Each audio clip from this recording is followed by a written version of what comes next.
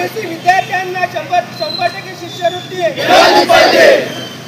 पेजे समितीचा अहवाल मान्य करा, मान्य करा, पेजे समितीचा अहवाल मान्य करा, मान्य करा, मान्य करा, मान्य करा, पेजे समितीचा अहवाल मान्य करा, मान्य करा, मान्य करा, पेजे समितीचा अहवाल मान्य करा। ओबीसी एकजुटीचा येस हो, ओबीसी एकजुटीचा येस हो, ओबीसी एकजुटीचा येस हो, कुणबी समाजोन्नती संघाचा येस हो, कुणबी समाजोन्नती संघाचा रद्द करा, रद्द करा, काढलेला जिहाद रद्द करा, रद्द करा, काढलेला जिहाद रद्द करा, रद्द करा, रद्द करा, रद्द करा, काढलेला जिहाद रद्द करा, रद्द करा, रद्द करा, रद्द करा, काढलेला जिहाद रद्द करा, रद्द करा, रद्द करा, रद्द करा। या शासनाचं करायचं काय खाली डोका वर ठेवा, या शासनाचं करायचं काय खाली डोका वर ठेवा, या शासनाचं करायचं काय खाली डोका वर ठेवा। कोकणात सांस्कृतिक केंद्र निर्माण झालंच पाहिजे।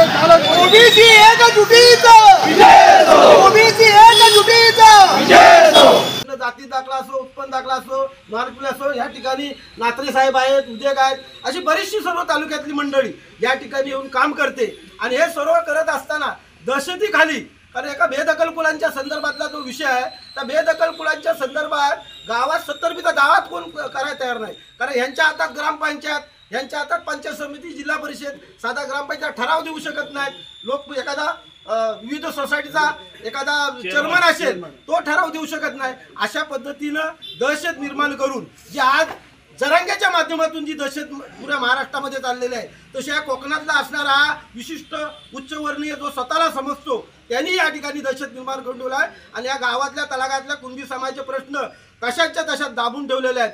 जर या ठिकाणी सरकारने ह्या समाजाचे विशेषतः जरांग्यांनी जे काय समाजाचे प्रश्न ठेवलेले आहेत, त्या प्रश्नाचा संदर्भातला तो GR जर रद्द केला नाही, तर संपूर्ण हा कोकणाचा जो काय हवे आहे, तो हवे रस्त्याला असणाऱ्या जेवढे कुणबी समाजाच्या गाव आहेत, त्या गावाने आपापल्या गावामध्ये आपापल्या ठिकाणी त्या रस्त्यावरती बसायचं।